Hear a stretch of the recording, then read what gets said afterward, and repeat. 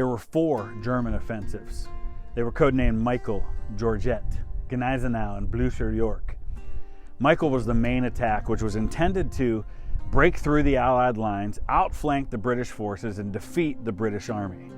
Once that was achieved, it was hoped that the French would seek armistice terms, and this would all happen before the Americans could get too involved. The other offensives were subsidiary to Michael and were designed to divert Allied forces from the main offensive effort. There was no clear objective that was established before the start of the offensive, and once the operations were underway, the targets of the attacks were constantly changed according to the tactical situation. Once they began advancing, the Germans struggled to maintain momentum, partly due to logistical issues. Their fast-moving stormtrooper units couldn't carry enough food and ammunition to keep themselves going for very long, and the army couldn't move in supplies and reinforcements fast enough to assist them as they pushed forward. The Allies concentrated their main forces in the most critical areas of the front. Strategically worthless ground which had been devastated by years of fighting was left lightly defended, while other areas were stronger.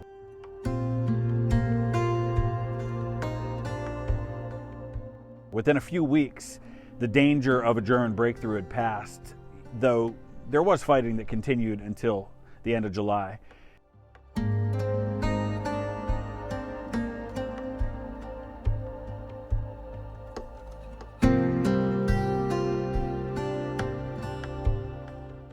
The deepest advances made by the German army in 1918 were the deepest they had gone since 1914. Much of the ground that they had lost in 1916 and 1917 they took back, and some areas they had never controlled at all. But despite these successes, the heavy casualties that they took in exchange for land that was a very little strategic value, in the end dealt a crippling blow to the German army, and it put them at the point of a near collapse. By the end of July of 1918, the Allies had regained the numerical advantage with the arrival of fresh American troops, and so they chose to launch a counteroffensive. It was known as the 100 Days Offensive, and the Germans ended up losing all of the ground that they had taken in the spring offensives, and by November it was clear that they had lost the war.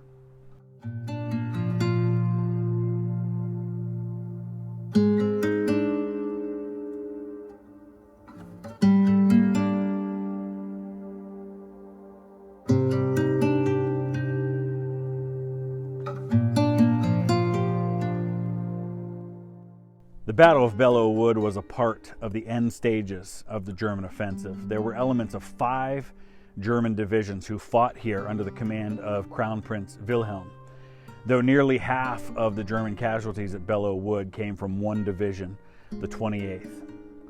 And they suffered those casualties in the span of just 4 days of fighting. The 28th Division had been formed in Baden in southern Germany in the aftermath of the Franco-Prussian War. From 1900 to 1903, they were commanded by Paul von Hindenburg, who was later a Generalfeldmarschall and one day would be president of Germany. They fought at the Battle of the Frontiers, the Somme, Verdun, and in the tank battle at Cambrai. At the time of the Kaiserschlacht, the 28th Division was made up of the 55th Infantry Brigade, which contained the 40th Fusilier Regiment, the 109th Baden Grenadier Regiment, the 110th Baden Grenadier Regiment, and the 37th Machine Gun Sharpshooter Detachment. The division also contained a mortar company, 2 engineer companies, a squadron from the 5th Horse-Jäger Regiment, and several battalions of field artillery.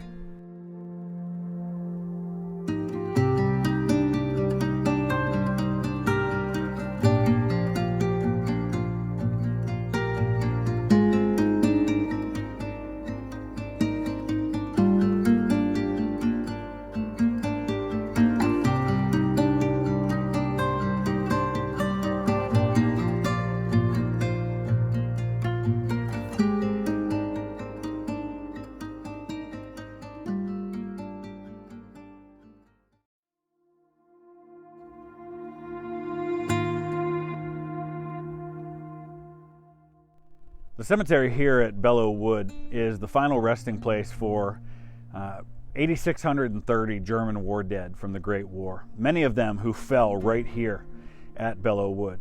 It was actually founded in 1922 by the French military as a collection point for the German war dead from 123 different cemeteries across this region. 70 of the men who are buried here were casualties of the First Battle of the Marne in 1914, but the vast majority of them were from 1918. The German organization Volksbund Deutsche Kriegsgräberfürsorge, and I probably butchered that name, took over management in 1927, but the outbreak of the Second World War in 1939 obviously suspended their activities. It wasn't until 1966 that this group was again able to take up their duties, and in 1972, the provisional wooden markers that were here were replaced with the stone crosses that you see today, except in the case of 15 Jewish soldiers who are also buried here, for whom a cross obviously would not be appropriate. Those graves have a rounded marker instead. Of the 8,600 dead here, 4,308 rest in single graves, of which 22 are unknown. There's also a couple of mass graves in which there are further 4,322 burials, and we do know the names of some of the men who are buried in that mass grave, but we don't know which body was theirs.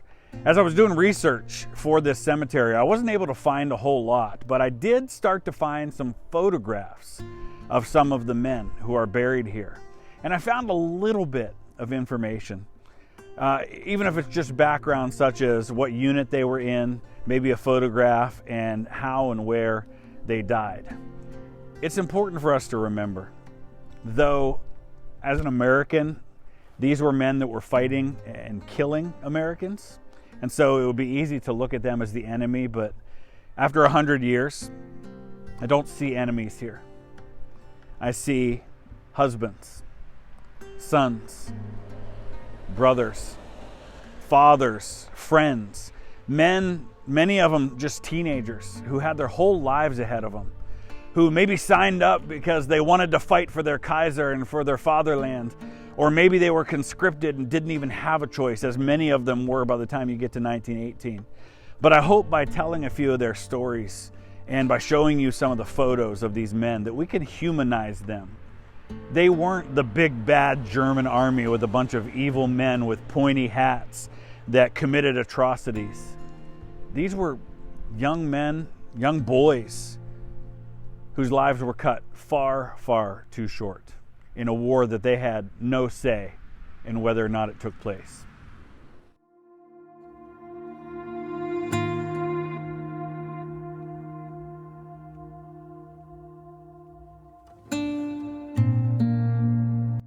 So here is the grave of Carl Mackinson.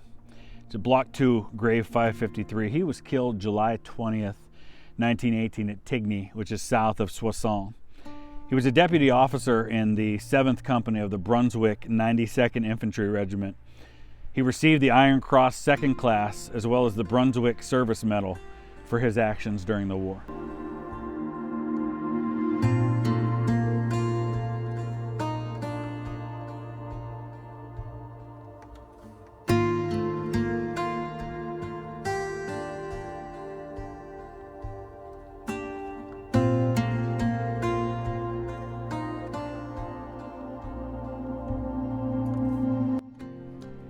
This is the grave in Block 4, grave 668. Belongs to Kuno Wegner. He was a lieutenant in the reserve and company leader of 8th Company, 259th Regiment, out of Hanover. Under the code name Revenge, the enemy's front line was attacked in a place called Square Grove at 5 a.m. on June 16th. The enemy line was broken and the regiment achieved all of its goals. However, they were eventually forced to fall back after the enemy received reinforcements. In this action, Lieutenant Wegner was killed. He was awarded the Iron Cross 2nd Class, and that comes from a write-up at his funeral.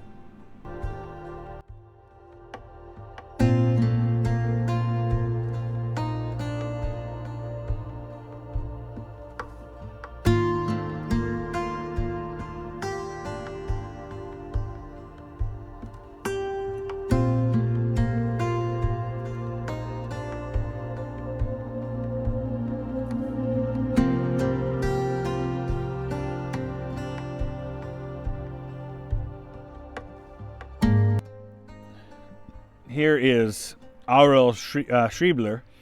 And you can see here it says Graf Schriebler. Graf is basically the German word for count. So this was a man of some nobility. He was a Graf. He was also a captain in Bomb Group 1, Bomb Squadron 1. The Count, as a pilot flying a Gotha bomber along with 2 other men, took part in a bombing attack on Paris on the night of March 11th and 12th. His plane was shot down at Isson. He survived the crash with severe burns, but died a short time later from his injuries, shortly after being questioned by the French military.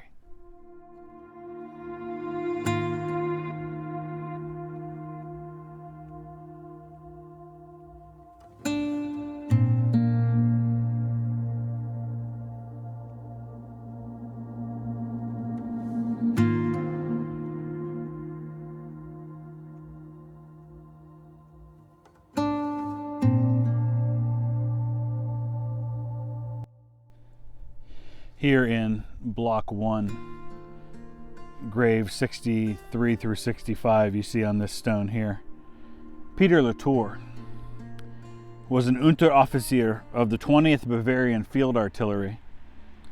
He received the Iron Cross Second Class. He was born on the 22nd of October, 1892 in Lautzkirchen, and his funeral card, which I was able to find online, stated this, quote, "He died a hero's death for the fatherland on the 9th of June, 1918, as a result of head injury and a shot in the back on the push for Reims."